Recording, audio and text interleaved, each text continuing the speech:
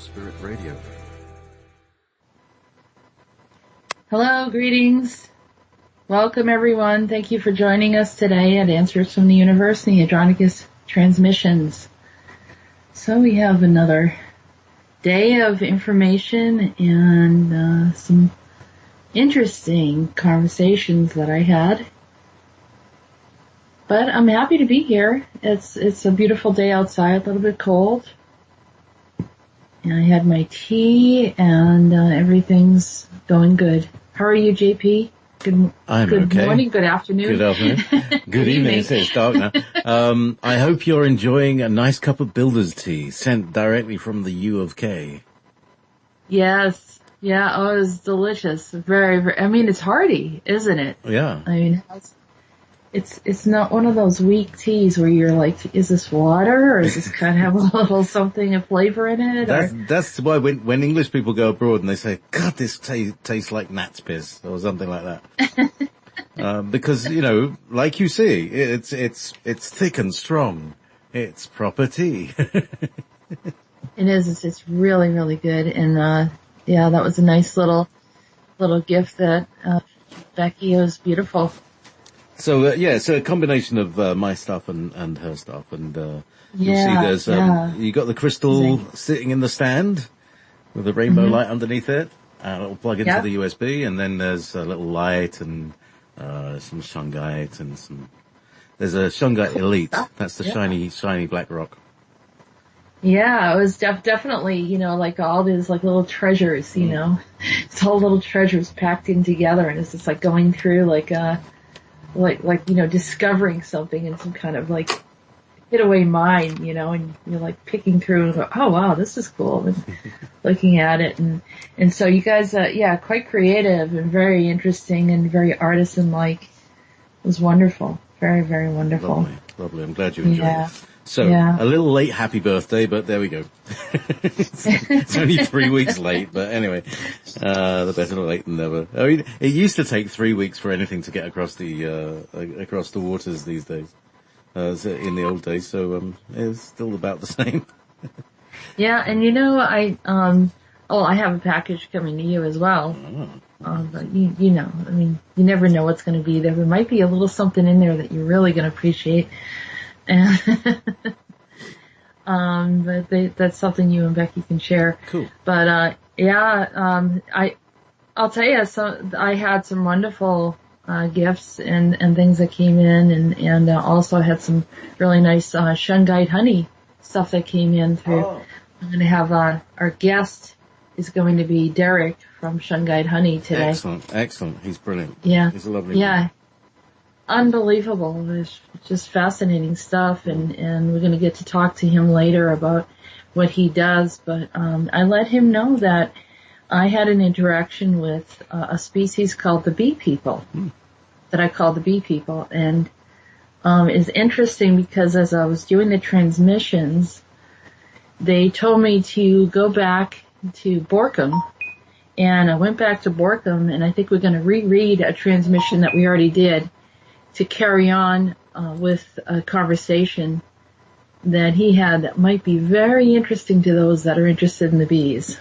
I seem to remember that. Oh, it's a beautiful society. Yeah, beautiful. All right, there we go, the slender bee creatures. All right. Mm-hmm. Okay, well, we'll look forward to that later. And there's a little bit of Andronicus in there as well, so that's cool. Yeah, absolutely. Are you going to have, I noticed that there's Erasmus. Are you going to have Amy. Amy. I was thinking Army. Oh, no, Amy, yeah. Are you going to have Amy on? No, she's not able to join us today. I tried to reach out to her. Okay. She wasn't available, but she's, you know, got a lot on her plate these days. So I'll read it with my, shall I read it with my, Aldebaran voice? You could if you would like. Yeah, you can do that. Erasmus having a slightly deeper voice. All right. And let's see. Yeah, so there's a reason why Erasmus is in there, is because something that she said at that time period much earlier is now is the time where it's relevant. So they had me pull that out and say, this is the time that we're talking about. So this is going on currently. Right. And, so do you want to do Erasmus first? Well, it seems to make sense that we go to Rhodan first, right. Because that's kind of the order of how it came in. Mm-hmm. And I sent that to you, didn't I? Yeah. 98A. Yep. Yep. Okay. So, everything done? We're ready? Ready to launch. Yep. Ready to launch. Let's fly.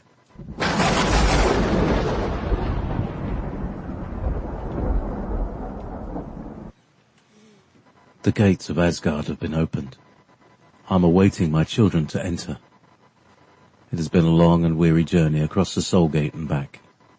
Through each journey I gather more unto myself, more lost loved ones, more hope and divine protection felt throughout and beyond all time.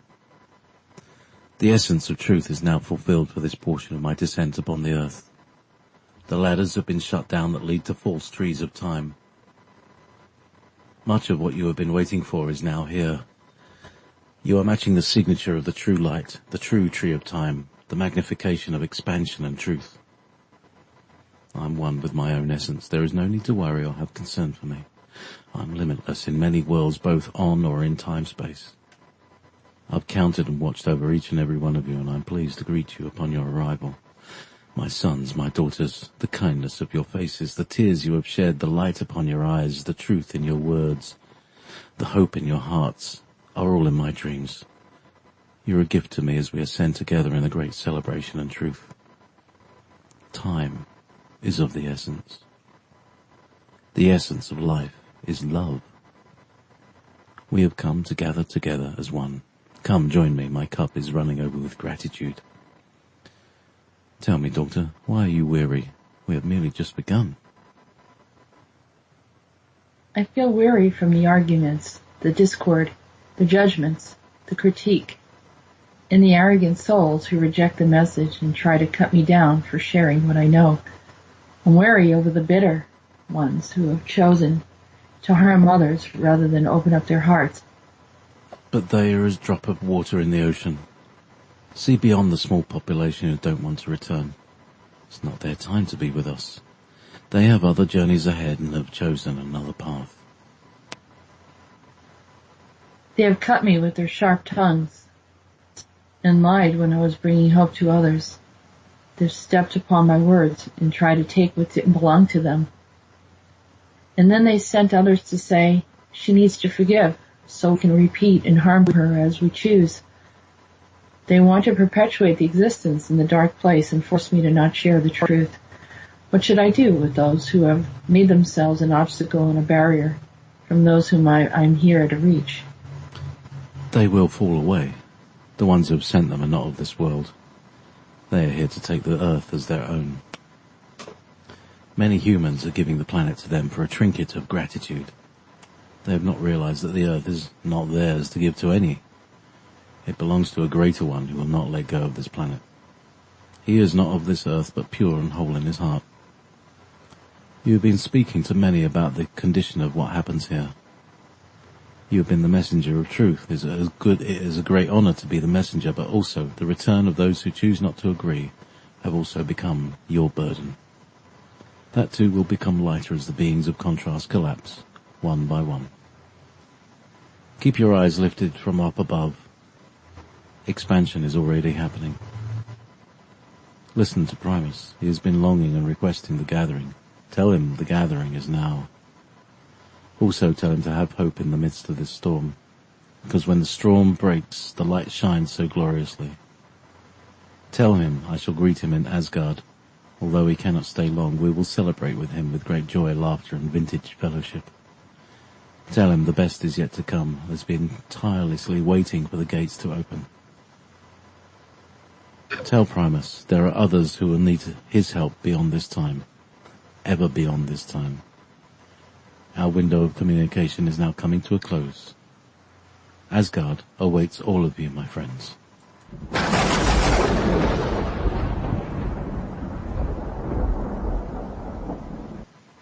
Now is the time of the gathering. I thought it was interesting when he said, ever beyond this time. Beyond this time, ever beyond this time. Yeah, it's always funny when people say beyond and then they go beyond, because they know my show. Apparently they know your show beyond the Earth. I've heard we're big on Beta Centauri, maybe even Alpha. Alpha, yeah. It's like they say, I'm really well known in Canada or something like that. It's like a t-shirt. That's right. Well, we used to have a joke. It was, okay, so let me just lay out the scene. We were a bunch of bands who were recording at recording studios, and we'd come in and rehearse and come in every week. So we'd know the other bands. And sometimes people would say, oh yeah, they might sound terrible, but they're big in Germany. Because at that time the Germans were really into the kind of grungy, and they didn't really care what they were like as long as they had plenty of grunge. And so, the being big in Germany became a sort of bit of it's like a veiled insult, like they're crap, but like some people like them. It's like saying, oh, his mother loves him. That's So I suppose someone could take an objection to that, but I know. It's different now. People who are big in Germany. It's like the Belgium thing, and of course I have a friend from Belgium, and everyone's like, and I was like, one time I was talking to him and I mistakenly said, yeah, pardon my French, and I was like, he goes, what does that mean? Like he knew what it meant, but it was just like, it's a weird statement when you think about it. Especially when you talk to French people, yeah. Yeah, and they're like, what? I love it when French people swear, actually. It sounds so great. It sounds so lovely. So, where do we go to next? Well, we're going to go to Erasmus next, which this was Erasmus 3, and it's funny because we're doing a repeat of 2 transmissions today, and there are specific reasons. I guess maybe we did a bit of a step back or some timeline changes or something happened where they want us to revisit something. Maybe it wasn't quite clicking or connected yet, so this might do it. This was August 1st, 2017 when this transmission came up. So it starts off with me speaking, and this is Erasmus 3.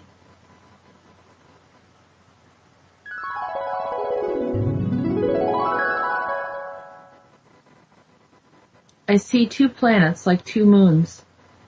The timelines are separated. They are no longer combined.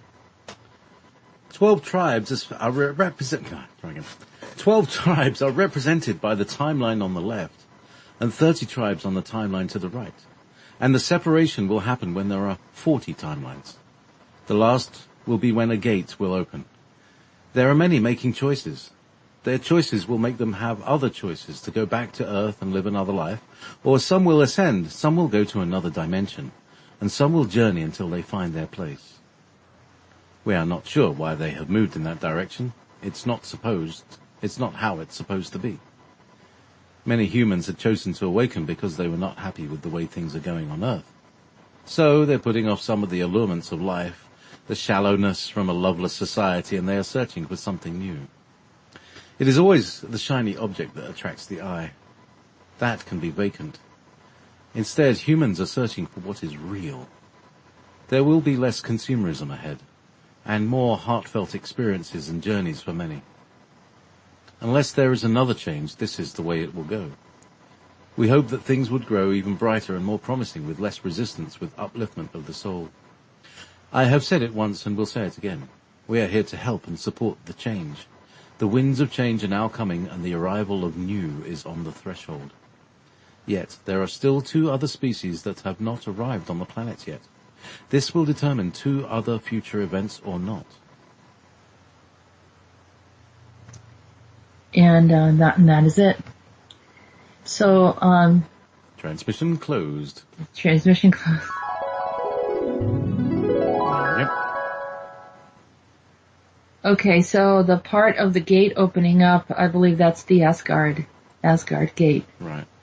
That Rhodan was talking about. So he's saying, I said 2 planets, like 2 moons. and timelines are separated. So at one point they were combined, and they're no longer combined now. And then she brought up the 12 tribes that are represented by the timeline on the left and 30 tribes on the timeline to the right. And the separation will happen when there are 40 timelines. So I guess and then the last will be when a gate will open. There are many making choices at this time.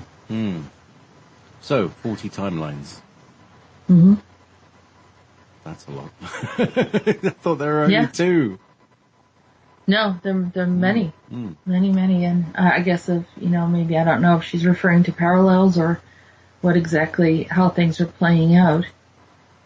But that's the information that they wanted us to revisit. Mm-hmm. Interesting, isn't it? So, I like the thing about there will be less consumerism ahead. That's a good thing. People will be less, they're attracted by shiny objects, but people are going to be looking for deeper things. That's good. Absolutely. And, later on, Meetis wrote, talked about something about, it's sort of just being really authentic about things. And, kind of not looking at things superficially. So that's part of, I don't know if it's a program, an illusion. It doesn't seem to be the true attributes of humanity, because the true attributes of humanity are more connected and less artificial. And at some point we became super artificial, which didn't seem normal for our species, unless there was others that were heading away. But anyhow, I mean, you know what I'm talking about. And we had kind of, I don't know, it was the 80s maybe, 70s, 80s, 90s. High consumerism, yeah. The big hair. Yeah, the big hair and big trousers. Yeah. Apparently trousers follow the sense of abundance. So in times of more austerity, trousers are more drain pipe and thinner. And in times of abundance or joy, they're kind of wider, like flared out and things like that. Or baggy. Oh, that's interesting. Yeah. Just watch the trouser line. Mind your trousers. Trousers. I thought that was a hint for everyone to lose weight. No. Just talk. No, not skinny for me. jeans. Yeah. Well, no. You can have fat legs stuck into skinny jeans. Yeah, I've seen that too. Comfort level, right? Mm-hmm. Comfort level. So, where to next? A little tired. Well, you're talking about, weariness. Mm-hmm.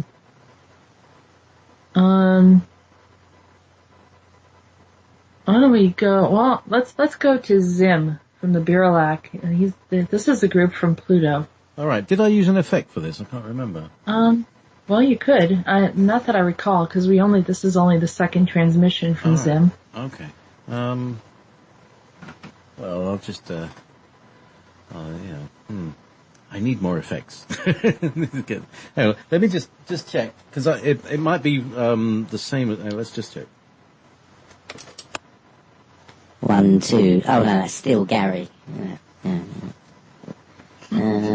Let's see if I do this one.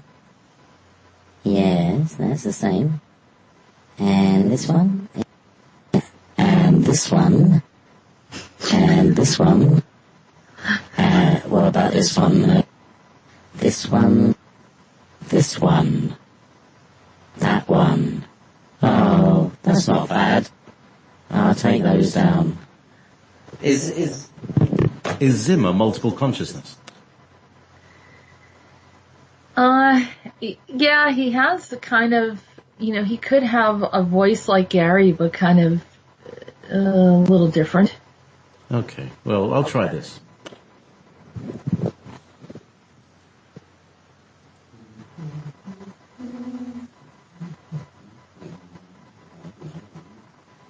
Just trying to find a ultimate.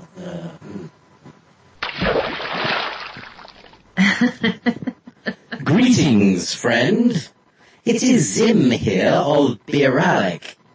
I thought you might appreciate our assistance in helping you regain some of your tools that were left on Beetle Guys by the Zeta Reticuli. From our understanding, these tools were yours from long ago. This was the greatest discovery we have had in 12 light years. It had happened so long ago in your time scale that it is apparent you had not made one effort to retrieve them. For example, your belt, which was used upon many to confuse others with a misleading energy signature that should be defined as yours alone. Here is a staff of great command and Hildebrand. We see that only you can wield it, much like the Arcturian sword. The elongated spindle, quite handy for atmospheric changes. This too was misused and created great malady under your name. Look further, and you will discover a silver ball. The traveler of the south gave this to you, so you could find him. It appears that the Zeta and tall grey species had found him instead. What would you like us to do with these items and many others that have your signature here? Oh, I have much gratitude for what you've shared with me. Clearly, much of my memory was removed to prevent me from resolving old issues without some of my ancient tools. Maybe in some ways it was good, so I could experience life here without anything magical to pull me out of my difficulties. Clearly, I've learned quite a bit about the human experience and challenges. However, it also makes sense that this gray species and the other collaborative factions have prevented me from connecting with those who were here to support me. It also explains why I got in conflict with many whom I assumed had been using my abilities to create problems, and when it was them all along misusing my galactic tools. How can I ever thank you?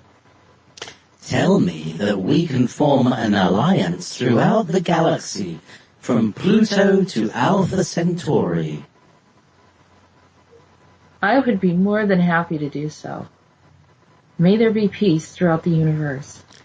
Bek Zawa Chin Zema. Peace throughout the planets. Yes, peace throughout the planets. Bek Zawa Zim.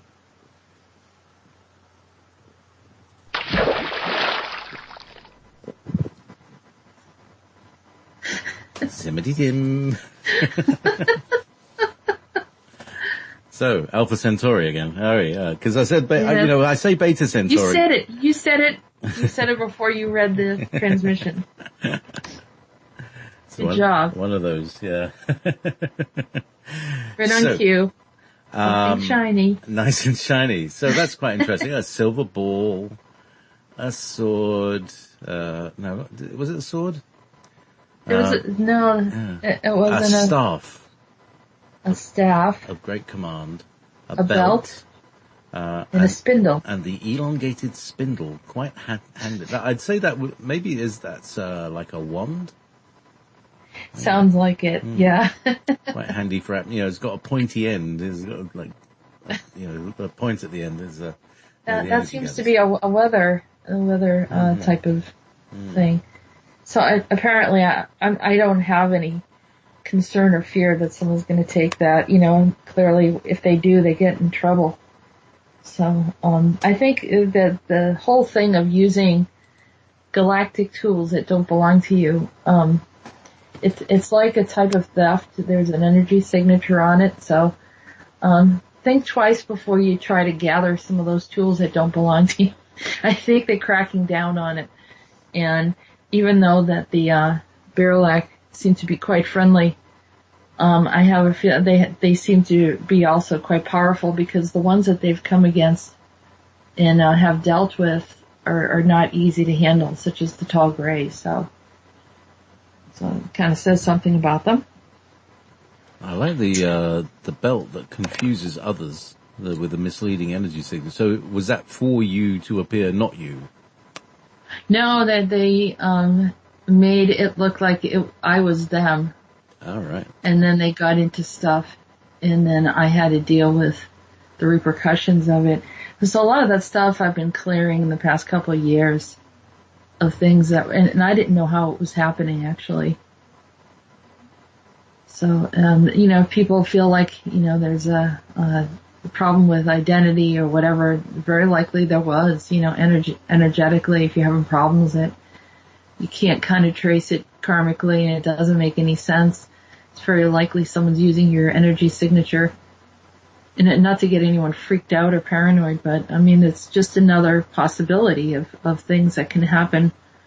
And so it's good to be kind of diligent with your own stuff and not necessarily blame others, but to try to just sort it out. Even if others did something, it's, you just want to resolve it and set things straight and create that balance. So it's all good. It's all really good. So anyhow. So next on. Next we have Borkum.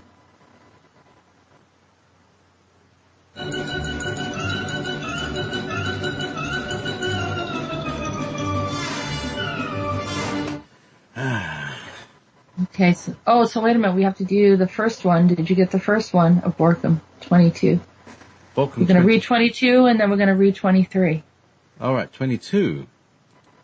22 and then read 23. Right, let's go back to, is that so we're going back to we're rereading another one that was... Oh, I see, that was the one at the end. Right, okay, got it. All right, there we go. Let's try again.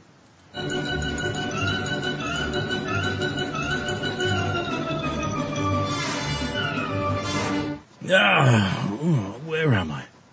It feels like light years have passed by. Oh, my head, my neck. Someone must have dropped a boulder on me. Borkum takes a few steps, and trips over a rock and lands on his knees. Who put that rock there? Ow! Andronicus, where are you? I'm going to kill myself out here if someone doesn't tell me what's going on here. Every bone in my body aches. It feels like a ship landed on me. Andronicus, where are you? Borkum reaches down and picks up a piece of spacecraft and begins to look up ahead. He notices the pieces of the craft are broken but levitating. He limps over towards the rubble and begins to get nervous as he doesn't see Andronicus anywhere. 4 of the crew members are laying on the ground and he assists them and discovers that they've all recovered and are just suffering from trauma and mild injuries. He limps further, discovers a few large stones where Andronicus is resting up against, trying to fix a communication device. Ah, there you are, brother. Why didn't you answer me? Andronicus unplugs his ears from the device and looks up at Borkum in shock. Oh, I thought you were dead. You were laying there for a long time, not moving. Something revived me. The others are alive as well. Oh, have you spoken to the other 4? You know that dead bodies are perfect for entities on some of these new planets, and they usually take over a body.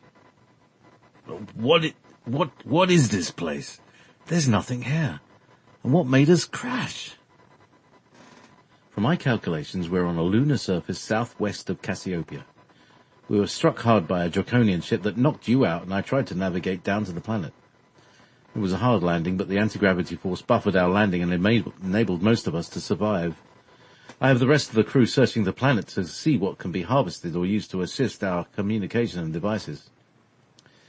Maybe some alloys that will help revive and restore some of our particle fillers, quantum spirals and neuron vectors. If we can communicate, I know there are some civilizations in Cassiopeia that still thrive and still have the communication devices I left with them, as well as ships to assist us. What about the transport devices? Well, I'm not sure if they'll work from here. There is a very unusual field in the substructure of this planet. It appears to be altered. This place reminds me of Zephron. Well, actually, I thought the same thing. It appears they had somewhat replicated it, and we might be sitting on a ship as opposed to a moon, which would explain the abnormalities of the field. I thought earlier I was hearing communications of Arcturians. After all, Zephron was their home base and it was destroyed. They think we destroyed it. I suppose maybe in a way we all contributed to the problem there. They were the indigenous of Zephron. What I find strange is I don't feel their communications were coming from inside the planet, rather away from it. Almost as if they were trying to communicate with Zephron and its inhabitants. But I noticed no one responded. That may mean nobody else is here. Ugh, what is that odd smell? It's making me sick. It's like a smell of sulfur. Oh, I never noticed it. Oh, I've had the breathing tubes in all along to filter it out. We did hear some sounds like explosions. Maybe there are geysers or volcanoes active on the other side. I don't like it here. It brings back too many memories. Borkum. Go ahead. Borkum began to look down to his hands and legs. I seem to be healing rapidly. Do you think the Aldebrans were here as well? That also crossed my mind. There may be a field here that draws us in. I just need to make sure that it doesn't trap us in. I guess through exploration we'll figure all of this out. Borkum began to stretch out. I feel like a new Titan again. Strong as ever. He jumped up and landed down hard, and the sound echoed as if his density had increased 10 times, then drew his energy back in. Well, if anyone's here, that will wake him up. Andronicus shook his head and said, Same old, Borkum. I'm glad to have you back. Good Titans don't die young, you know.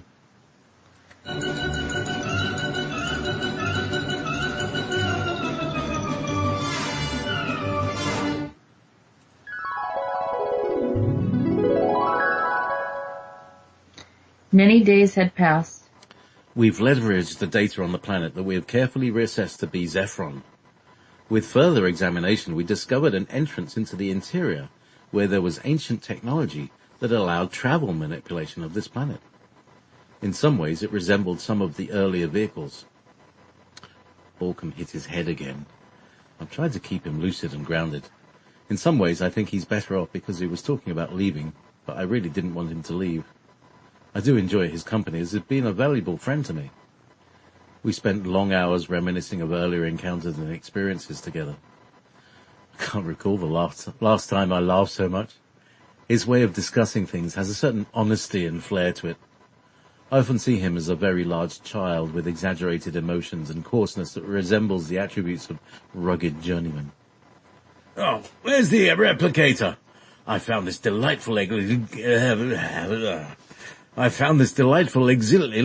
that makes my toes tingle and quenches my thirst for days on end.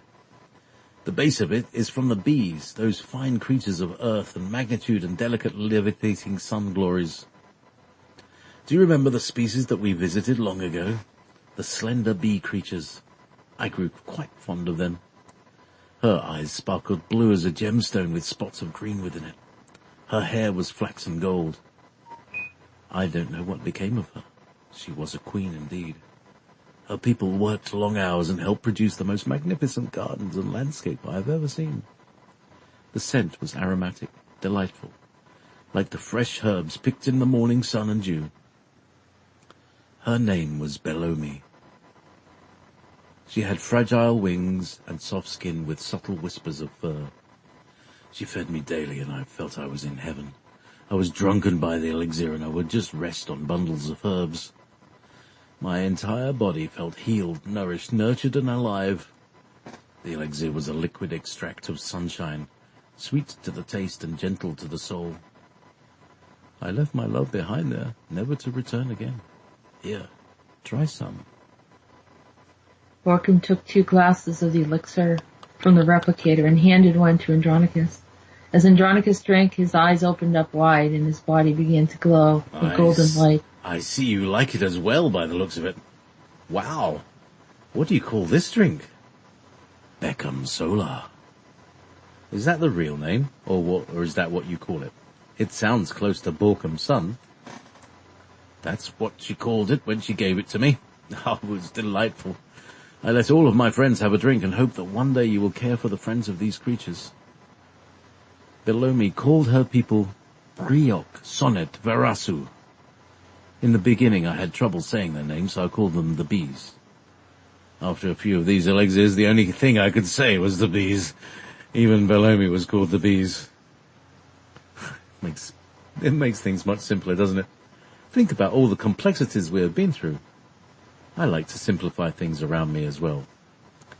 Here's to you, my friend Borkum. May our journey be more kind and welcoming in the future. To below me, may our love lights twine again. That shall be my next journey. Back through time and space, we leave our friends Borkum in Andronicus.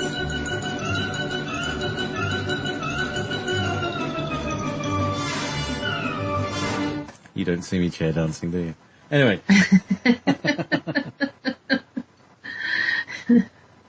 It's awesome, huh?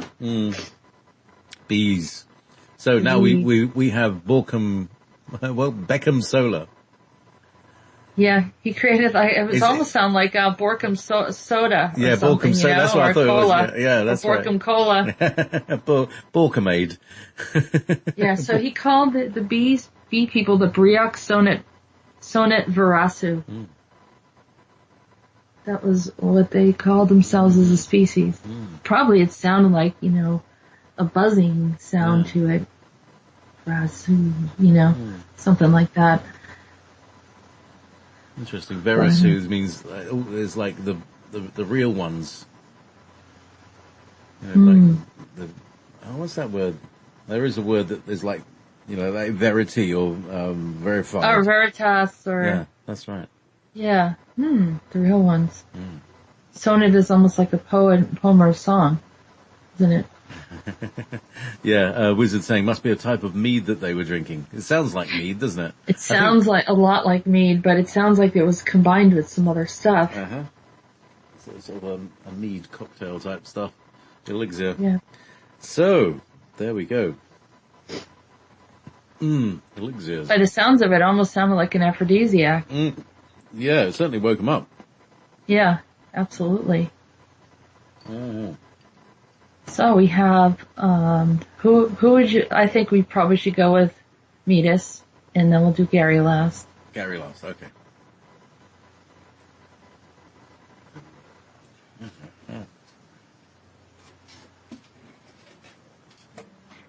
So we're getting the equipment for the transmission of Meetis. Getting the important ones and, things. Here we go.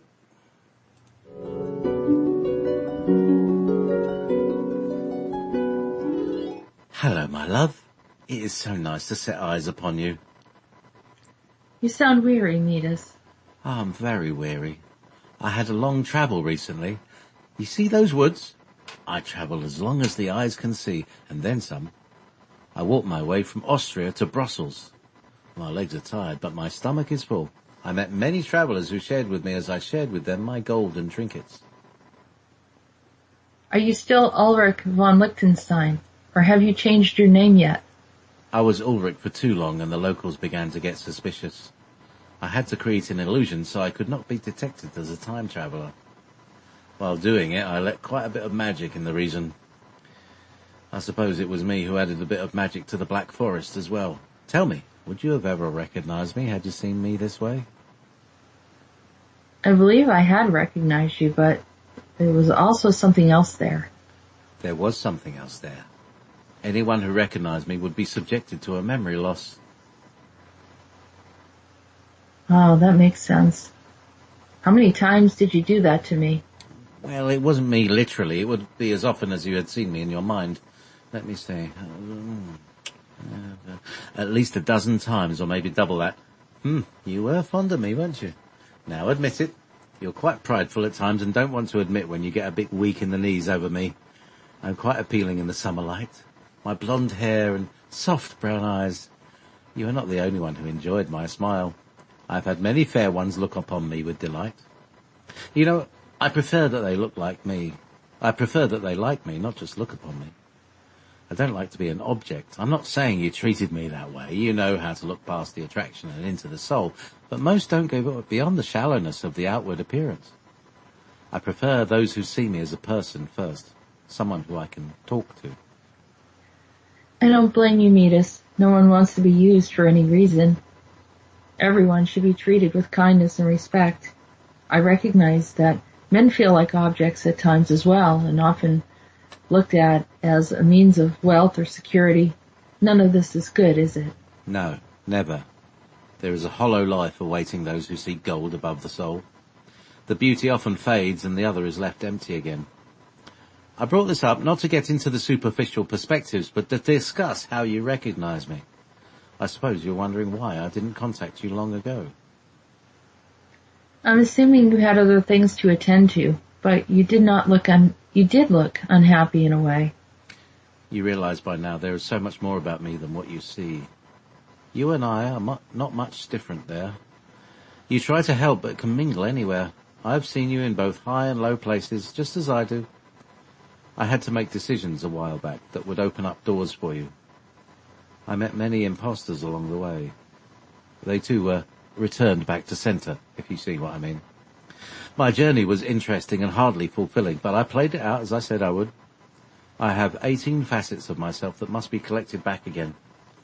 The fracturing was more than I could handle. Will you help me do this? I'm literally all over the place, and this has also brought in a bit of confusion. Oh, well, watch as I correct everything that was undone. Here we go again, a horse in my path. I may have a ride, but a short song should keep it all alive. I'll sing, and he will surely give me a lift. Okay, here we go, here. And I should have done this before the show. I should have done it before the show, and I don't have enough time. The horse is coming, the horse is coming. It's coming up the path. But they can see you from a ways away.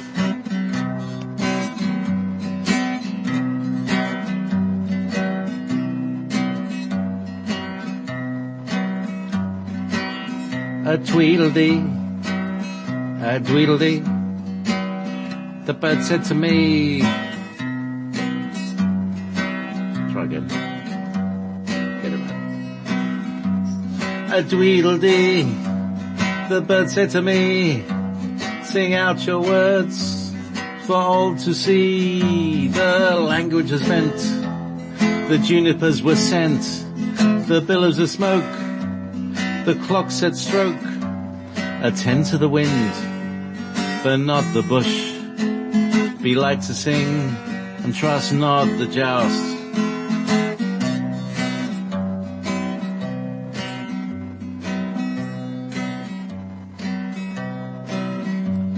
Begin my life, you'll witness this once more. I am now a jester, and a jouster no more. Turn back the clock, where the maidens are fair, when the men are honourable, when the company's met in a square. I see you two, all lovely and blue. We will dance one night in the middle of June. La la la, we begin anew. La la la, la da do. La la la, do. La la la, do do do. La la la la la la la la la. Everybody sing along. La la la. La la la. Begin anew. La la la. Da da do do. La la la. La la la. C, F, and G. La la la. La la la. F, second suspended. La la.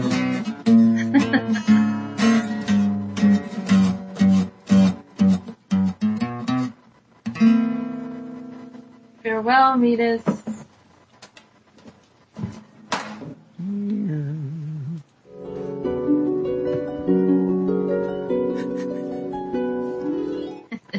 So everybody's la la lying in the chat room as well. That's brilliant.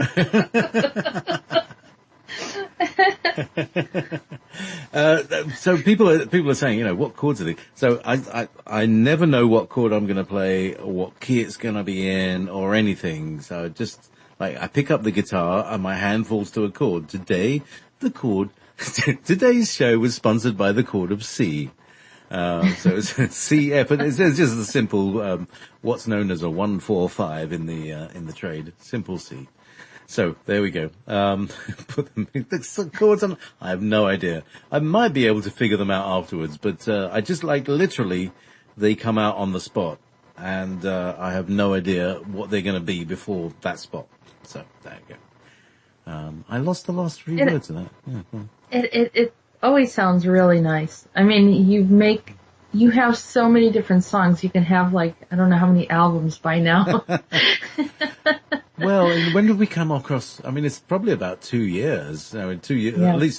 at least 100 songs.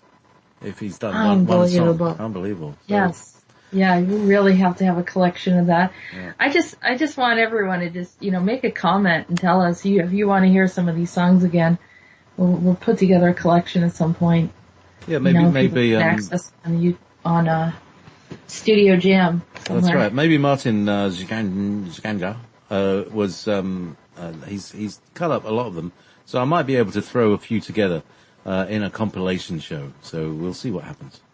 That's Martin Zganga. Yeah, he's awesome. We love Martin. He's been incredibly helpful. So thank you.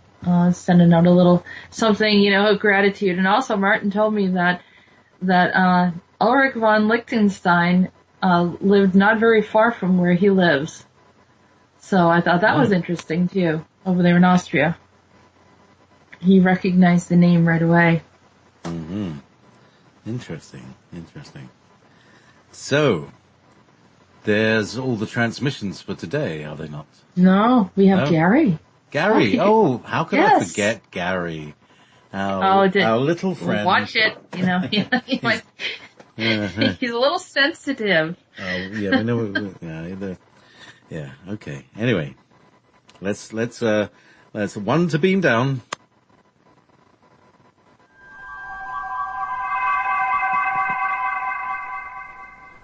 Hello, humanoids, earthlings and hybrids.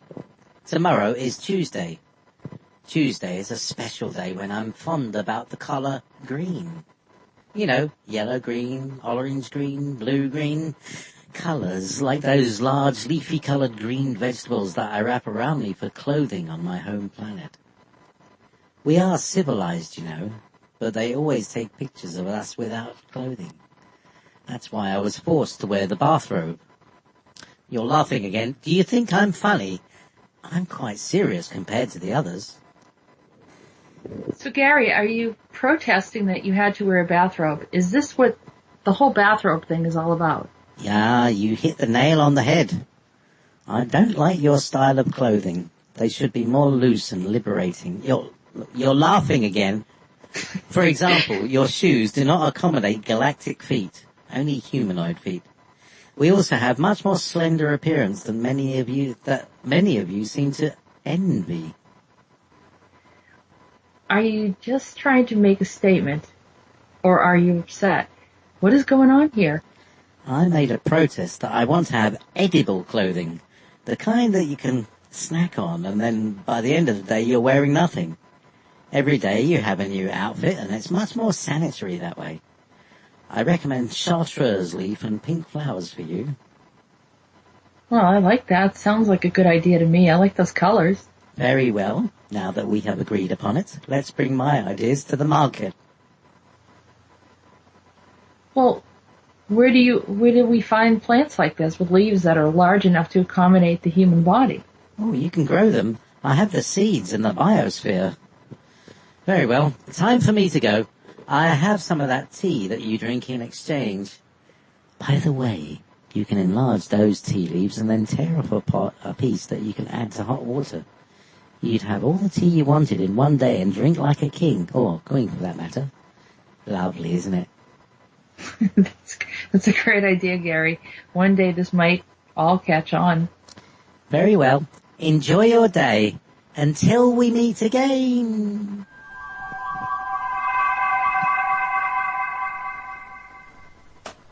He's a one.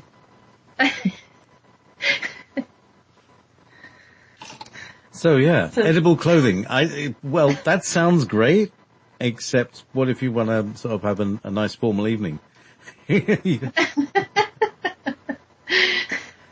know. Well, the whole thing is he's saying you can get a whole tea leaf and just wrap it around you and have tea throughout the day. Oh, he's a silly one. Yeah. And the colors too. That's quite interesting. Well, here's the thing. Several years ago, Rebecca Jernigan, I did a session with her, and one of the things that her guide said to me was like, what color is the day? When you wake up in the morning, just consider what color is today and write it down, make a note. So I'd like to make that, put that out for everybody else and tell, maybe next week, see if there's a pattern. Or maybe not. Who knows? But it was quite an interesting thing. I don't want to front load with anybody's, for what I got. But if you, just make a note, what color, when you wake up in the morning, what color is today and write it down. See. Why don't we have everyone in the chat room do that now? Because I have a color in mind immediately that came up as soon as I thought about it. Was kind of a deep rose pink color. Okay. So what color did you come up with? I'm not sure about today. Because I don't do it every day. Sorry, I'm really tired. I'm sleeping loads. The color of if you think about it, close your eyes. I'm getting an orange, I think. Orange for today. color. Okay. Yeah. But so it might be unique for everybody, but there may be a pattern.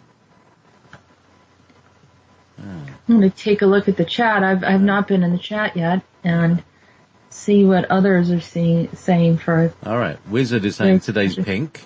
Craig had a purple day. Derek says pink. Neo says his underwear is pink. Laundry day. Just kidding. You got the one pair of pink underpants that got what they were white, but they got washed with something Laundry red. day. Oh, that's awesome. Yep. Purple. Cafe Racer said purple. Yeah. Yeah. Snowy white day. Okay. Oh, Gray and Nick. Nick and Vanessa saying gray. Anthony saying yellow. Yeah, like egg yolk. Egg yolk. Yeah, so interesting. So if everybody makes their notes and come back and see what happens when we go through a whole cycle, see if there's into. Yeah, well, he said Tuesday is a chartreuse day, which is that vibrant green color, isn't it? Like Craig used in his chat there. Oh, green today, Chess. Well, she's usually a purple person, and yellow, pink. That's interesting because it's sort of like he was talking about yellow, green, orange, green. Well, look, when you wake up in the morning, just see if you can remember. Ask yourself what color is today, and see what comes to you. You may just get the name of it. You might hear red or pink or whatever, and see what happens. That's interesting. So it's interesting. Lots of people got a kind of pinky color. Yeah, they did. So that's interesting. So. It's fun. Well, we have our guest coming up. We're going to take a nice break and music break. Of course, we need to have some music because music brightens up the day a little bit. A little bit for the eyes, a little bit for the ears, and a lot for the soul.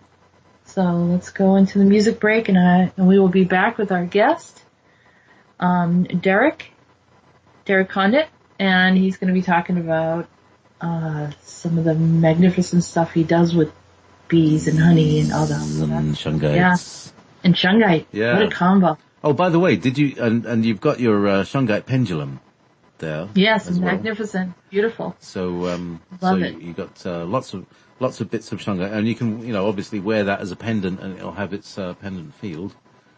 See which one you like better, the noble or the regular. Some, depends on certain, actually I don't know what it depends on, but some people take to the noble better than the regular.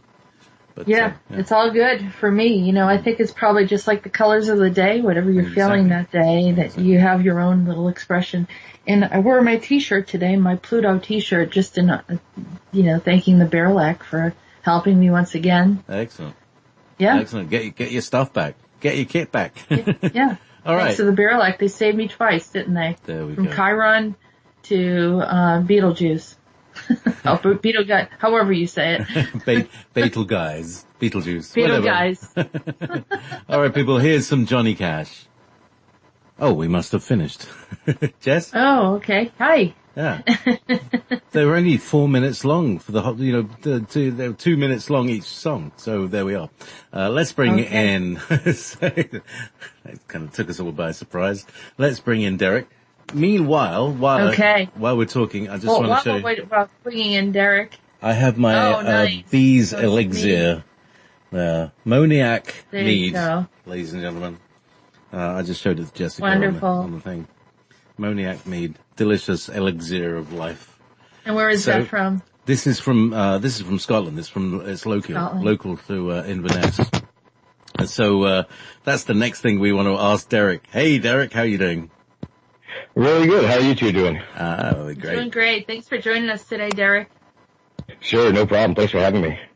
Yeah, so we're going to have a nice discussion about your business. But before we start, I wanted to bring up, some people had some questions about Asgard because it was mentioned earlier by Rhodan. And for those who are not familiar with the Norse belief system or the religion, Asgard is one of the 9 worlds and the home to the Aesir, A-E-S-I-R, I'm not sure if I'm pronouncing it right, tribe of the gods. It is surrounded by an incomplete wall attributed to the I pronounce this either, Hrimthur, Hrimthurs, riding the stallion, Svadilfari or something like that, according to Odin and his wife Frigg, who are the rulers of Asgard. Just for those who weren't familiar with it, one of the Asgard's well-known realms is Valhalla, in which Odin rules. Okay, so Odin and Rhodan is the same. Okay, so Derek, thank you again for coming on, and tell us a little bit about some of your stuff. I mean, you sent me this package of beautiful combination of shungite and honey. There's candles. You've got all sorts of things. The honey itself, and you have this lotion that I absolutely love. And magnificent stuff, but I want to hear all about it, how this all happened, and share with people, because I love it when people are putting things together that are good for the body and the soul. Sure. It actually kind of started with somebody you're both pretty familiar with, Christopher Stephen Jacobs.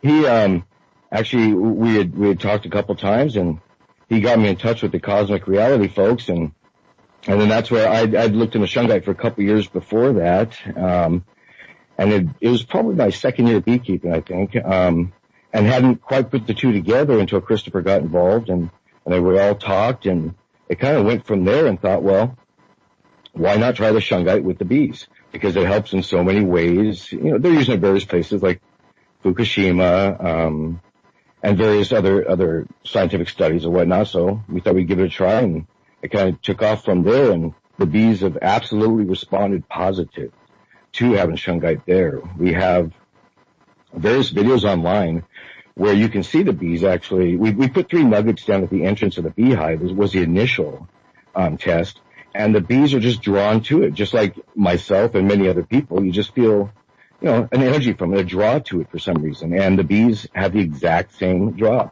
It was really neat to see that. That's amazing. And so is this a collaborative that you did with Christopher, or is it something that he gave you insight and then you were able to create something with that? Well, what he did was he hooked me up with, because he had spoken to somebody else who had mentioned they were looking for a beekeeper, and then he and I had probably been speaking for probably a year at that point. I had a couple of readings with him and whatnot, and then he had mentioned, well, you two should talk, and it kind of went from there. And since then, we've, as you mentioned, a couple of our various products. We also have the shungite bees wax, where we actually add shungite powder to it to enhance it, so it comes out black. And we send that to Christopher, and he makes orgonite out of it. There's a couple of people doing different things with that, so it's interesting in that lotion you had mentioned, I think we call it shungite skin balm. That's basically the beeswax, the honey, and shungite mixed in. And that's a unique item as well. That it's, I'm very hesitant about putting anything on my skin just, because, we try so hard to just get rid of toxins and try to purge the system of anything that's, coming from the air or some of the foods and so forth. And this is delightful because it has a very nice consistency as well as the scent. The scent is beautiful. It's really nice, and my skin seems to have not, takes to it very well. I can really feel the difference from something that has artificial chemicals and so forth. And people spend so much money on skincare, and I've had a lot of compliments on my skin. And it's because I don't use chemicals. I keep it as natural as possible. And I think that's the key behind it. And this type of stuff has so many minerals and vitamins to it that it's just really good for you.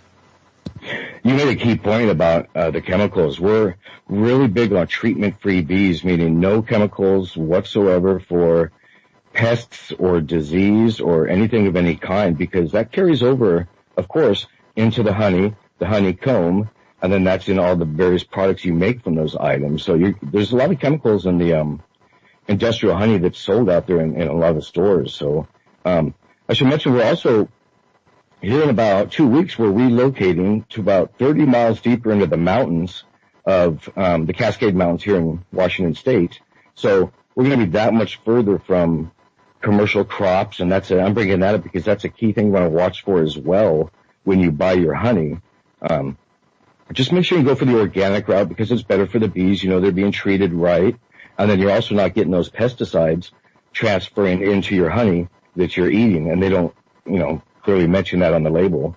So it's best to basically have no chemicals involved with the bees, and the shungites really made the bees so strong and healthy that it was never even a problem anyway. We haven't had any colony collapse disorder, any losses from that yet, and no diseases yet as well.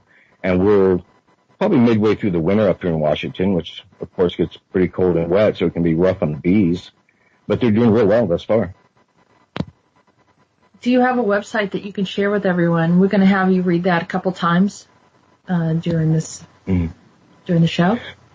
Sure. Yeah, we have a couple websites for product. We have shungitehoney.com, and it's just no spaces.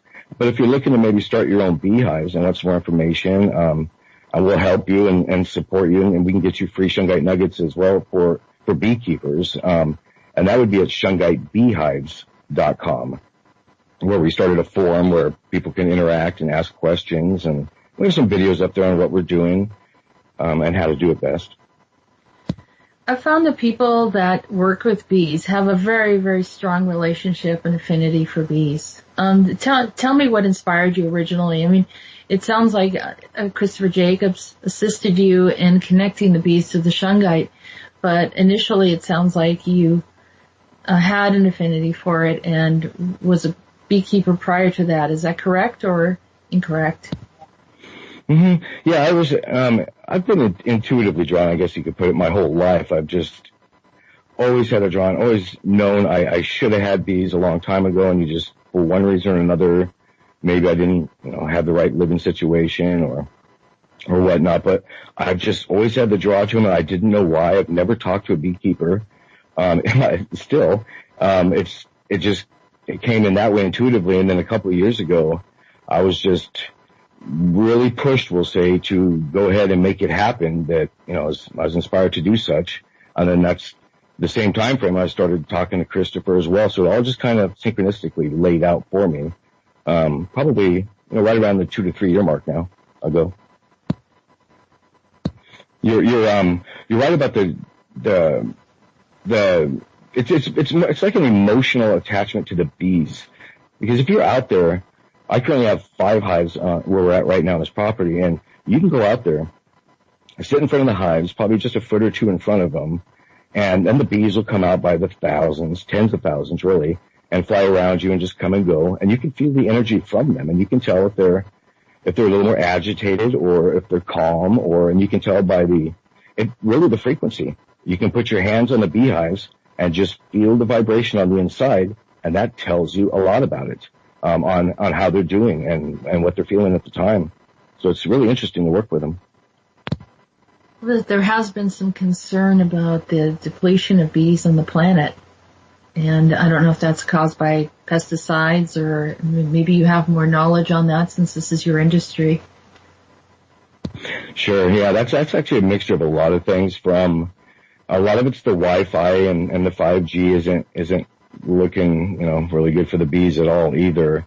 So the Wi-Fi, the EMF signals, I have things like Geiger counters and EMF meters where I'll go out there and take readings throughout the year at the hives, a certain distance away from them, and see how that fluctuates, be it the radiation or various EMF waves, and then test it with shungite present and shungite not present. But it's a combination of that, as I mentioned, the Wi-Fi and EMF, but also the neonicotinoids, the pesticides on the crops. And then I hate to bring it up because it's brought up a lot, but really the chemtrails, I just have to be honest, are making a big difference on the bees. Those are not, and it's clear as day, because you can see them spray over our property, and then, you can walk up to the beehives and check their response to it. Or if it's a heavy day of chemtrailing, maybe they won't come out of the hive as often or go as far. There's lots of readings and telltales to that, but between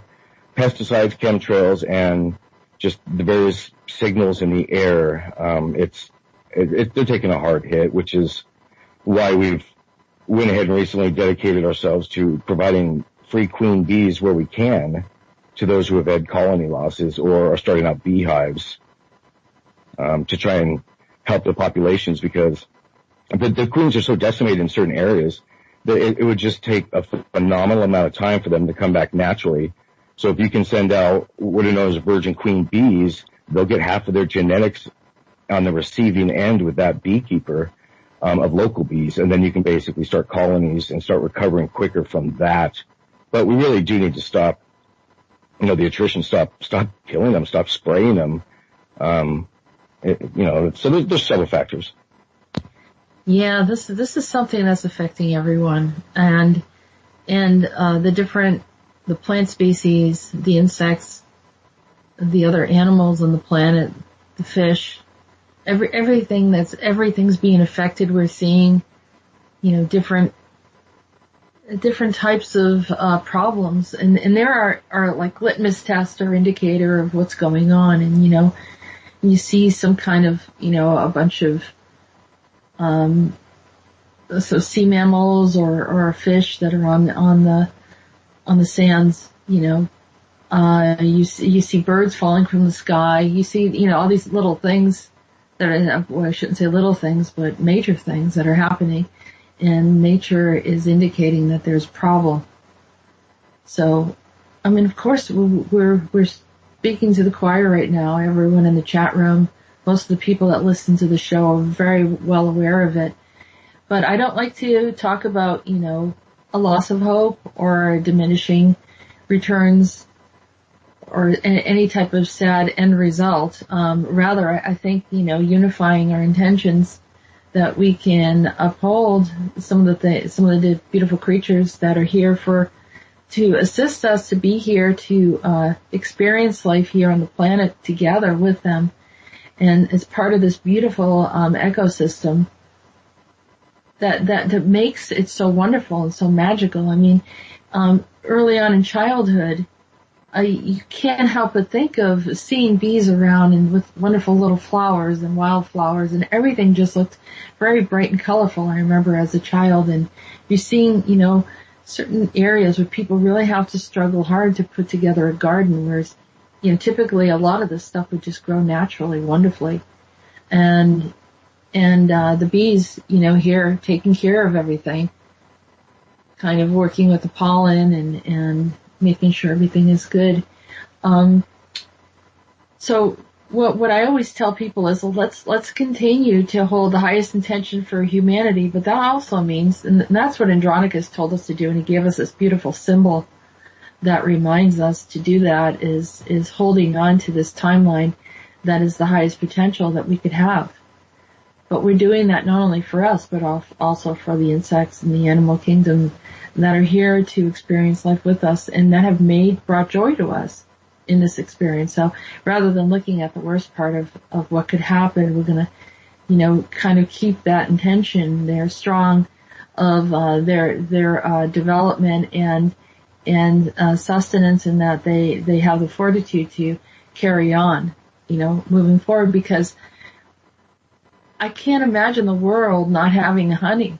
I mean, the honey and the beeswax have been such a gift to us, and it's added. I mean, this is the natural multi-purposed elements that have been there for us. I mean, you take honey for granted. You put a little bit in your tea or some other kind of beverage, or even over some food, and really it's like a medicine. It's remarkable.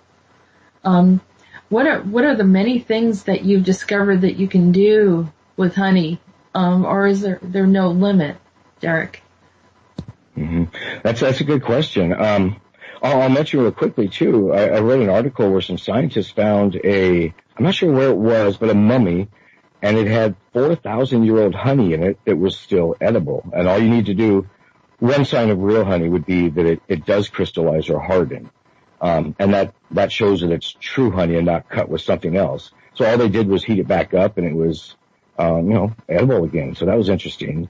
The various things that we found you can do with honey, and really, we just researched back, so it's not really that we're inventing anything. It's just kind of bringing it modern day and giving a shungite twist to it, and adding that factor. But you can do what are called bee wraps, and you can get, again, I would recommend the organic honeys because they're raw and ensure that they're unfiltered as well and raw, which would be unpasteurized, so it's not heated, so that the beneficial enzymes and there's probiotics, there's antiseptic qualities to it.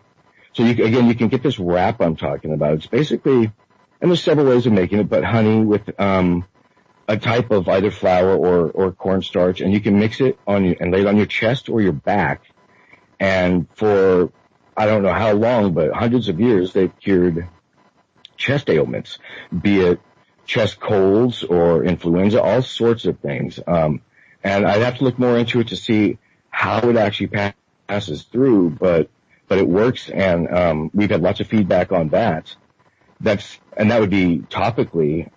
Of course, people are also using it for, it's good for controlling diabetes. You would think the opposite because it has, a sugar content to it, but it works differently. And then topically, of course, it's basically called it'd be the last antibiotic that doctors go to. So it really should be the first one. So if you have an injury of whatever type, just put the honey on it, just plain raw honey again.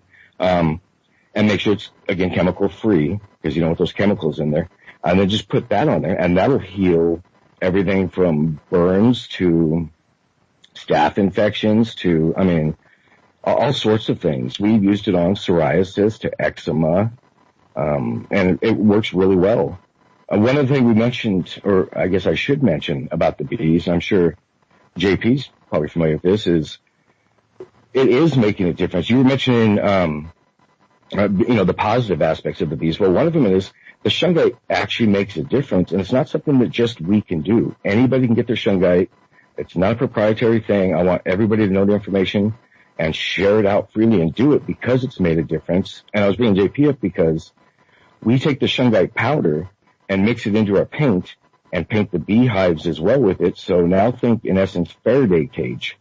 So as the bees are in their hive for whatever percentage that is, and it varies throughout the year, of course, depending on winter or summer. So now the bees are in their hives for probably 99% of the time in a shungite Faraday cage. So they're not being exposed to the various, radiation elements, the chemtrails or whatnot that are in the environment at this time. So that makes a big difference too, and I'd recommend that to any beekeepers. I'm trying to think the other products that bears, the other healing aspects of honey, they sell Band-Aids with it on there. Much like colloidal silver Band-Aids, you can get honey and just put it on the white portion, the pad of the Band-Aid, put it on your wound, and because of the antibacterial, antiseptic properties of it, it really takes care of most issues. It's pretty amazing. We've used it on animals as well, and it works just as well. So someone asked, by adding the shungite, how does it affect the flavor? I mean, I thought it tasted amazing. Okay. Actually, we don't add anything to the honey. So if any particulates that would be in the honey would be carried from the bees, because at certain times of the years we found, or let's just say certain times, if we want to expand the numbers of the colony because maybe we want to split the beehive into 2, 3, 4 or whatnot, we found that if you place little trays of shungite powder at the entrance, the bees are drawn to it and they'll walk through the powder and it adheres to the little hairs on their legs. And then the bees, of course, are going inside the hive into the honeycomb. So particulates would be transferred that way, and the bees are taking these small powder pieces with them into the fields nearby and leaving them there. So they're really kind of distributing shungite locally as well, and the small parts in the honey. But we don't add anything to the honey. The only shungite powder is added to the skin balm and products like that, but not the consumables. But there would be, particulates. I was going to say, well, I probably described it wrong, but I knew that it was a combination of just the bees being exposed to the shungite, but at some point it gets, it becomes a part of the honey eventually. And so the flavor is very nice. And I think I think it was Vanessa was asking about it, does it change the flavor with the shungite? Oh, that's an interesting question. It does. What it does, so if you try, go down to your local farmer's market and get some local honey and taste it. You'll taste a bite in the back of your throat. Well, shungite honey doesn't have that bite. It's a smoother taste, and it takes the bite away. Now, I haven't heard it describe what it is, but it's because they have shown scientifically that shungite, there's lots of terms for it, from attenuate to neutralize to remove. It affects the radiation and various other particulates that are negative in there. So it changes that, be it the pesticides or again, a chemical maybe the beekeeper added. So it removes that bite. So what I'm kind of thinking is, it must be the pesticides or other negative particulates in your average honey that gives it the bite in the back of the throat. But it really does. It's odd, and that's what all the feedback has been, is it's unique, and it has a smooth quality to it. And the honey you have was actually gathered, interesting enough, during the total solar eclipse of 2017, and they were harvesting from, I think it was blackberry bushes here locally at the time. That they were getting. So that kind of instilled a flavor in that on its own. You have I have a sample from the summer blend as well as a fall blend. Oh, okay, yeah. So you have our cosmic, we called it as well, and that would be our as you said, summer, our middle one. So that would be the golden color, and again, that's a unique one too. And I don't want to come across as people thinking that we're the only ones that can do this. We're about saving the bees. It's not about money, anything like that. Everybody can do this, and we want them to. So feel free to contact us, call me, email me, text me, and ask how, and we'll help you out setting up your own beehives. Because again, we've had no losses this entire year's past now with no losses on our hives. And I've had neighbors. There's a certain neighbor, I don't know him, but I've seen his hives. He has about 20, and it looks like he's lost all his hives. And he's just a couple miles away, yeah. And I don't know the specifics, because when I go by, I kind of need to catch him out there and approach him, and I'm looking to do that. But I have seen the losses, and we haven't, so I encourage others just, we need the bees everywhere, of course. Not just for the bees, for us. Yes. So it makes a difference. It really did. The shungite does. And again, anybody can get it. So you've established a system that's effective and successful in helping create an environment, not only that's good for them, but it's good for, the wellness of your environment as well. And so, just to replicate that, so you have essentially a model that works and helps maintain them, maybe even some very difficult environments that maybe they could thrive. That Faraday cage sounds quite interesting. Yeah, that seems to work really well between that and the nuggets, as I mentioned. And people, they can see these videos at either the website, Shungite Honey or ShungiteBeehives.com, and they'll see that, because, I didn't convince the bees to go towards the shungite, so they're naturally drawn there, and it's really interesting just to see nature, respond like that. And because clearly I couldn't convince them to go over there, and they just really like being around it, and it makes a difference. Their attrition rate. So what I've also found is the bees are living longer because my hive numbers are growing exponentially quicker than they had before. So I started with 2 hives at the beginning of 2017, and I think we got up to 8 by the end of the year, and that's with swarms leaving the hives, where if a beehive gets basically too crowded, they'll climb on the outside of the hive and it'll look like a beard, and then you'll know that, there's a problem, and then they'll branch off and swarm, and you can either catch that swarm and put it in a hive or let it go naturally. And as we added, as I mentioned earlier, the shungite powder, that would encourage the bees, and we didn't know it would happen this way, but it encouraged the bees to make additional queens and larger numbers of the drones and workers. So basically, it caused swarms and splits for us. So that was kind of a benefit we weren't expecting. So you might possibly have some other benefits that are, other things that are going on that you hadn't anticipated. So it's kind of an experience, isn't it?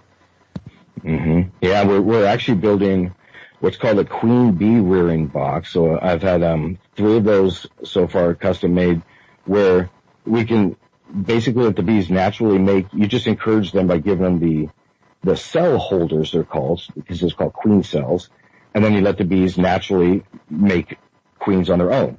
And that's how we do it. And then you can spread the numbers. You can either make additional hives, or like we want to do, share the queens to people who have had losses that maybe need to, get their hives back up. And then so we're hoping that'll have a change as well. We're going to Faraday cage with the shungite, the queen rearing boxes, just like we did the beehives. So that should make a difference too. I have a question. Tim Goda asked, have you had much to do with C-60?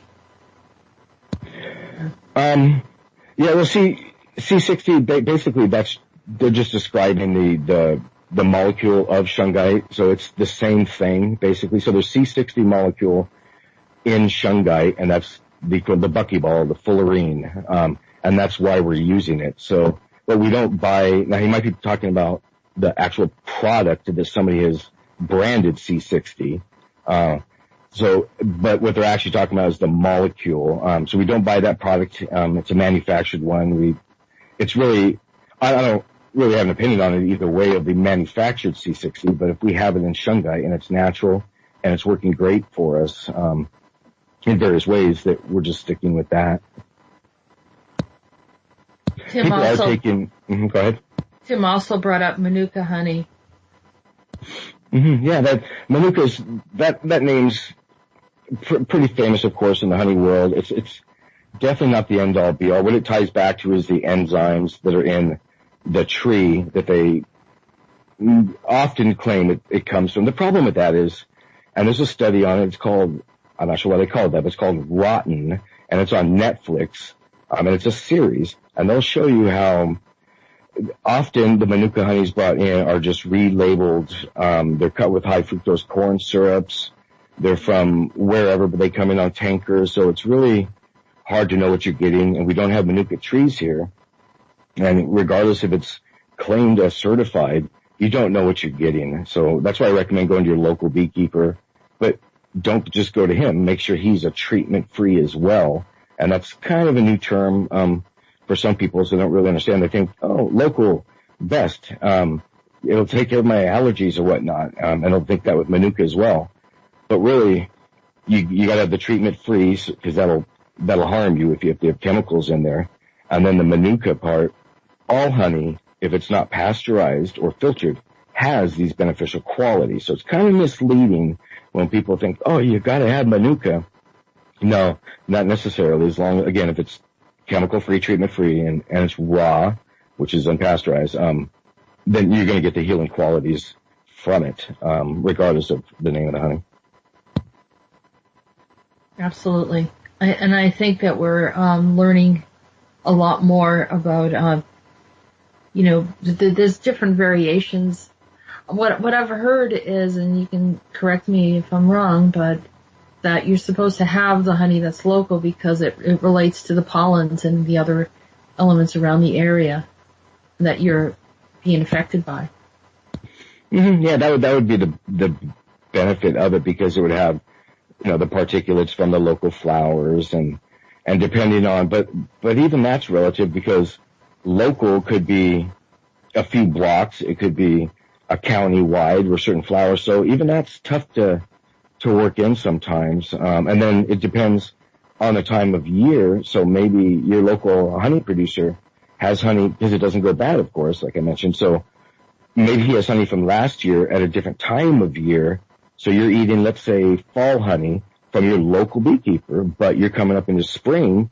Well, that's not necessarily going to help you as far as the pollen of what was growing in the fall. So the fix for that would be ask him or her and see which harvest is often what they call it. It came from, and again, it needs to be unpasteurized if you want those beneficial qualities for your allergies. Because if it's pasteurized and filtered, you've taken out those pollens that help you build up the immunity later on.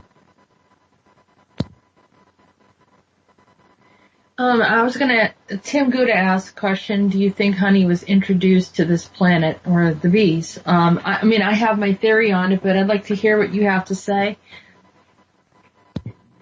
It would be nothing I've read, complete intuition, and I believe they were introduced to help basically generate the planet, to give it a kickstart and go. And we need to realize that they're here to help all of us. It's not, and they're not here to give us honey. That's not what bees are. As we say on our website, they're part of the family. They're not honey makers or pollinators. That's not what bees are. Do they do that? Yes. But when they make the honey, they make it for themselves. But the answer would be, in my opinion, would be no. I believe they were introduced and brought here to help us and encourage the plant life and us and everything else that they benefit. Well, some of the questions were also, similar to wheat, whether wheat was introduced to the planet or not, as something that was not necessary. Oh, there's a lot of question about whether or not it's good for us. I think initially it might have been good, but there's, of course, now everything has just been corrupted by the growers and pesticides and herbicides and so forth. Any other thoughts on that? Yeah, the wheat's definitely been, you can go as far as to say it's been weaponized, and that's a harsh term, but it's sad but true. Our food system is, our family's gone, complete as much as you can and can control that and know it's legit. We've gone organic and non-GMO, for many reasons, and it's benefited us. We're completely off of all medications of any kind and from various ailments by doing just that. So it's definitely a benefit. And eating the honey, we literally have one drop of our honey in our vitamin mixture. So we have various supplements and nutrients we take in a drink, and we'll put one drop of the shungite honey, and we'll go as far as to program it. So with our intent, we'll charge it with, depending if we have an ailment, maybe a sore throat that day, we can program it for that. And for this audience, I guess I'm not out there, am I? So you can program it. Yeah, I got to remember that. So I guess I can just go ahead and just say what I need to say. So if you have a throat issue, just program the honey, because you can program it. Dr. Emoto, there's lots of scientists that are out there that have talked about structured water, M state, lots of things. you can do it with the honey as well. And so program it for energy or your chest issue. And again, literally, we're doing one drop. So we're not spreading this honey on our toast in the morning and eating it. We're using it medicinally or programming it internally. And that's where we're finding the best uses out of it. And it just works phenomenally as using it that way. Well, I'm gonna, since you talked about, how expansive our thinking is here. We have this other, concept and other dimensions and all sorts of things that we discuss, and also that, many of the species here, came from somewhere, including the plant life, the trees and so forth. They're, how they're silicon based, and we have, these insectoids or mantid-like beings, and they're, life size. Also, there was a locust species that's life size. So, the bees. Now, I have a story to tell. I don't know, maybe about probably more than that, about 8 years ago, I ended up meeting, the mother of Jewel. I don't know if you're familiar with Jewel, the musician. I am. Lovely voice and so forth. And, her mother is beautiful spiritual soul.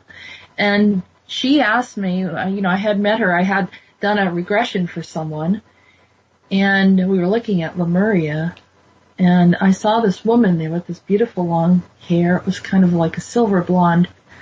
And I thought, wasn't that striking? She had a very distinctive look. And so as I was doing this session for this man, about a week or so later, I go to this event, and there's this woman on stage, and she's kind of toning, this beautiful sounds and all this other stuff. And I'm looking at her and saying, I know her. I just saw her in my vision. So I approached her and I said, I just saw you in my vision, and I did a session for this gentleman, and he was, going through we talked about the Lyran trauma. Well, there was a Lemurian trauma as well. And, he was really distraught about it, and we had I asked her if she'd be willing to meet him, and when they met each other, they just embraced each other and they wept, as if they hadn't seen each other in a long time. And this was a connection of the soul and like a missing of the soul groups. And so there's this injury that happened. So what does that have to do with bees? Well, in time, she said to me, over this weekend, they were doing this workshop, and she says, and I told her about my work, and she was very curious, and she said, let's do a session together, and we did. And something opened up that was absolutely amazing, and we were both looking at what we refer to as the bee people. And they're a humanoid-looking bee species, absolutely beautiful. And having a humanoid form, but clearly of a hybrid nature. But I don't think that they were created as a hybrid. I think they were a true species. And so some of these species then have other variations of themselves that, are here on the planet. But elsewhere in time, or somehow this happens, where this other species, like the mantids, are sort of like humanoid and have an element of whatever we have. And so we were just like looking at how beautiful it was, understanding and observing how there was this society that was there. And the society were very collaborative together. Very much like, as you observe the bees working together. And there's quite a bit of harmony and telepathy. And I won't say hive mind necessarily, but maybe that it is hive mind. There's that thinking. But it wasn't like, I still felt like they all worked together, but there was an individual aspect to what they were doing. And at some point, I actually could see myself there. I could see that I had existed there, and she had also saw herself existing there. And at that moment, we kind of remembered each other. It was a very, very strange interaction, but as any kind of extraterrestrial kind of experience, other dimensional space, where, our soul exists in different forms and variations, and in any other location, it might sound way out there, but we are in World Spirit Radio right now. We can talk about this. So this is really I have had other people, and I talked to them about this bee civilization, this humanoid bee civilization, and it had an intellect about it. It was not, kind of what we perceive as insect species having limited thinking, which I don't believe they have anyhow. I think they're much more advanced. It's just that we don't understand how they think, and we're not tuned in enough at times. But some of those that take the time to spend with different types of species here on the planet, they get to know them and understand their levels of intelligence, their modes of communication, and their modes of operation, and the way that they conduct their days, and the hunting gathering type of thing, very similar to us, working together as a team, working in a community. It was really a shining civilization. It was not a civilization that was cutthroat and having any discord that I could notice. But it was communicative and intelligent, and I felt like when we were communicating telepathically or even through tones, there was actually a language there that was understandable. So, and there's also that levitation ability too, which was quite cool. But I don't know exactly what planet and where this location is, and maybe someday I'll be able to see it. But there's something very divine and very wonderful about this species, similar to the way I see birds too. It's almost like they're holding the space, and their melody, their song, kind of brings something in and makes our environment very wonderful. It really enhances, and you don't really notice it until there's an absence of their presence. And I think the same thing with bees. How can you not look out into a field of wildflowers and see these beautiful, little levitating creatures, just magnificently moving around and doing the things that they do, and it brings this magic into the space. So, I had to share that story. I don't know if anyone fully appreciates it. It's almost like something that you have to experience, but it's funny because I've had more than one person tell me that they can almost relate to being there. And when you mention it. That's funny because I could see it as you were describing it. It was really intense. It was a fascinating thing to see in my mind's eye just now. Wouldn't that be amazing if you could bring back a picture of some sort and show us? I'm not sure if you've seen, but there's images online if you type in queen bee. I don't know how to describe this, but they're in books. They're often used, and it'll look a human form of a queen bee. And if you just kind of Google that in, you'll see it. But that's kind of the image I got when you were describing it. And it's, as you mentioned, also the animals and the birds and the bees and whatnot. I think the dolphins are the ones in the ocean that kind of hold that space and keep that frequency and environment where it needs to be, much like the bees and the birds, as you mentioned. Yeah, it is. It's very, very amazing. And they had, like I said, imagine if someone took the genetics. I'm not suggesting that that's how it happened, but if someone took the genetics of a human and merged it with a bee, and some people say, well, that sounds really scary or creepy, like, the movie The Fly or something, and it's not. I mean, they were beautiful. They were magnificent. And I even have seen like butterfly type of beings, and that's similar as well, which is sort of like these fairies that people talk about. So whether they're in this other dimension or not. Oh, go ahead. Oh no, that's okay. As you mentioned you mentioned the bees levitating as well, and that is exactly what it appears they're doing. Because the bees will come out of the hives, so if I'm out there sitting in front of them, they'll come out and they like to get right in front of your face, about 6 inches off, and just watch you. And it really does appear as if they're levitating. It's really interesting. I'm not sure if science has figured out the exact means to their flight, because I've heard it put a few ways that they can't fly with that shape of body and the wing size and whatnot. I'm not a scientist, but what I can tell you is having the bees, there's something to that, because, and the vibrational frequency changes, of course, and not just the sound, but the feeling as their mood changes. So it's not just audible, but you can feel it. So and I think it all ties into the levitating / the flying of them. The anti-gravity part of it, right? Mm-hmm. In our future, and many time travelers have talked about this, everything levitates. They master the whole concept of anti-gravity. And quite possibly, there's something in our nature. Remember, we're created of multiple ET species, in our DNA. And it's quite possible that there's an aspect of us.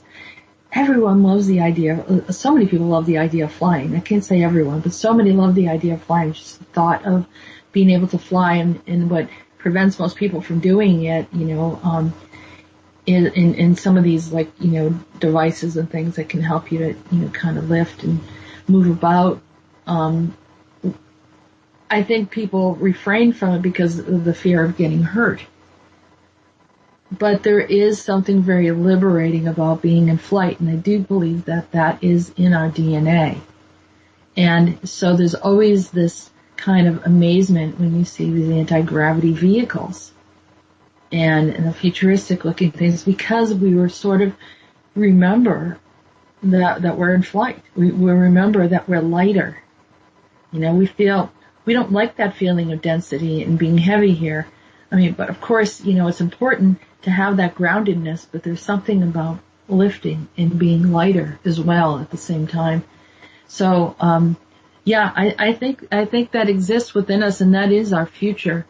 But the way that there's a different approach to the way birds move as the way bees move, and it's more of the hovercraft anti-gravity effect that we'll probably move into in the future.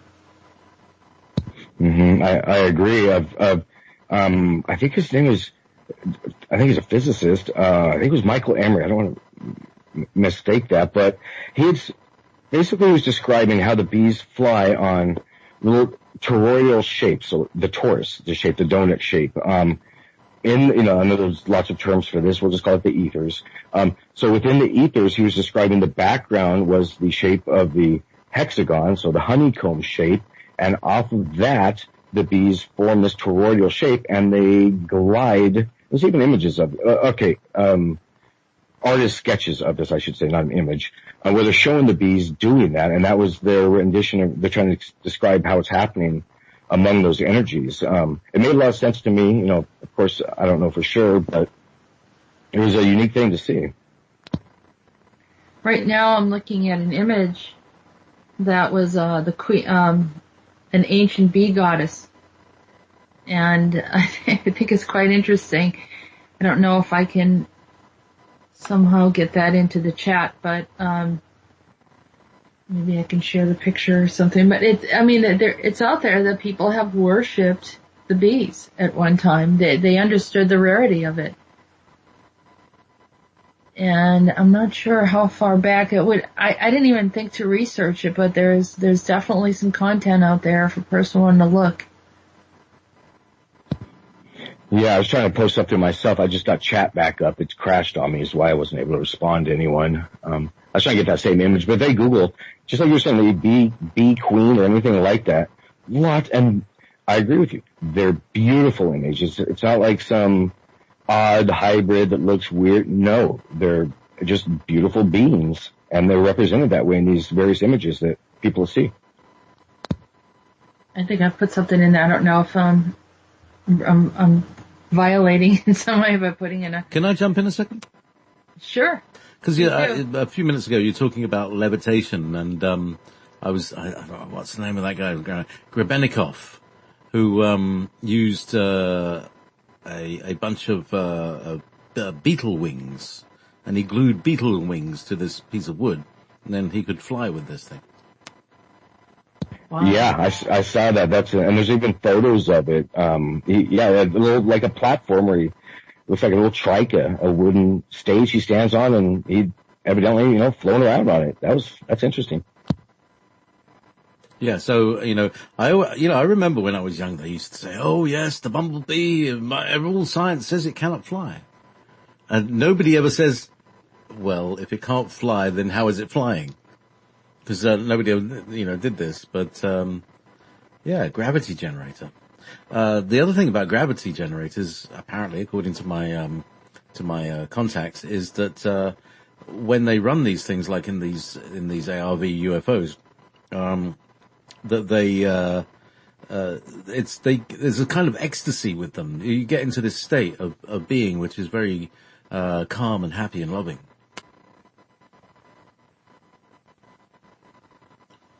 That's definitely feeling, yeah, exactly. I was just going to say that too. That's exactly how you are when you're around them. It calms you down. It's really a neat feeling. But they actually come from a very, very calming society. They're not as aggressive as people imagine. It's sort of a defense mechanism. And bees don't want to sting you. They die if they sting you. Right. Yeah. Explain that a little bit. Sure. Yeah. Bees know they know that they're going to die if they sting you, so they don't want to. What they'll generally do, you'll never get stung unless you step on a bee without first being warned. Meaning they'll literally bounce off your forehead, run into you, and bounce off. They'll give you 2 or 3 warnings like that before, and then they'll go, okay, you're not getting the hint. I got to protect the hive, and then they'll sting you. But you'll always get a warning again, unless you just straight up step on it. But they're not aggressive, and that's another shungite trait on what we're calling the shungite bees now, because we're many generations in. It's had a calming effect on the bees. So I'm out there not suited up 99% of the time. If I'm opening a hive up and just yanking out 50,000 bees with frames and all, I'll suit up because, you're going to agitate them and things happen. But generally, no, you can open the hives, pull out frames with several thousand bees on them, and it's not a problem at all. And that's definitely changed as time passes, having shungite in their environment. But I do like the levitation part of it.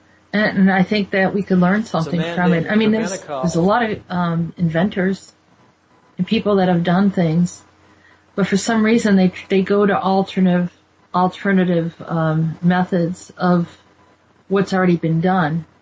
But nature itself gives us a little clue and hint of how things can happen, even if it seems to defy the natural laws of science, as you were saying, JP. So the last one is like the bumblebee. I think we might have talked about it, but obviously the bumblebee levitates, but it doesn't live in a hive situation. And does it make honey? No, it's actually a solitary bee, so it just goes to the flowers, eats its nectar and pollen as needed, but doesn't store it anywhere. That would just the honeybees do that. And there's many types of honeybees. But no, the bumblebee's solitary. Much like the mason bee and the leafcutter bee, those are local bees that only go a few hundred yards from their home, but they don't make honey either. Thanks. And what do they do? The mason bees and leafcutter bees, everybody has them locally. They'll see them digging holes in the dirt sometimes. They'll call them sand bees. But they actually, one large fruit tree would take, there's lots of various here, but 10,000 honeybees to pollinate, where you could do it in about 4 mason bees. They hit that many more flowers because they're little kamikazes. They'll fly up to a flower and just slam into it and cover themselves in the pollen, not worry about making neat little pockets on their legs like honeybees do to bring it back. And they'll fly to the next flower that mason bees were talking about and just slam into that one and then slam into the next one. So they're really good pollinators, but not good pollen collectors. Another thing about bees is rulers, and they're mentioning in the chat room that I think Tim Gouda said that he thinks Napoleon used bee as a symbol, but I remember seeing that symbol used quite often in different types of royal families, and also some other status type of symbology. Yeah, well, I'm not too familiar with that, but Christopher Jacobs did mention the tie into shungite with them as well, so that was interesting to have some insight from that, you know, the bees are tied to shungite, so that was interesting. Yeah, and it probably, you know, will help them, you know, last longer. Like you said, I mean, it's the perfect combination. That was a great insight. So, any last thoughts? Why don't you put out your website again, once again, so people can look up and purchase some of your amazing products. They really have to see even that form that you have, that you can kind of break off and create something else with it. Do you want to tell people about that? Sure. Yeah, the website where we have the various product and whatnot, and honey, which is really limited because we don't take much from the bees. We leave them more than enough through the winter, so we don't have to feed them. We just, you know, assume them eat their own honey, so you don't have to supplement with sugars. So our main site would be shungitehoney.com, and then for making your own beehives and the videos to understand how to do that would be shungitebeehives.com.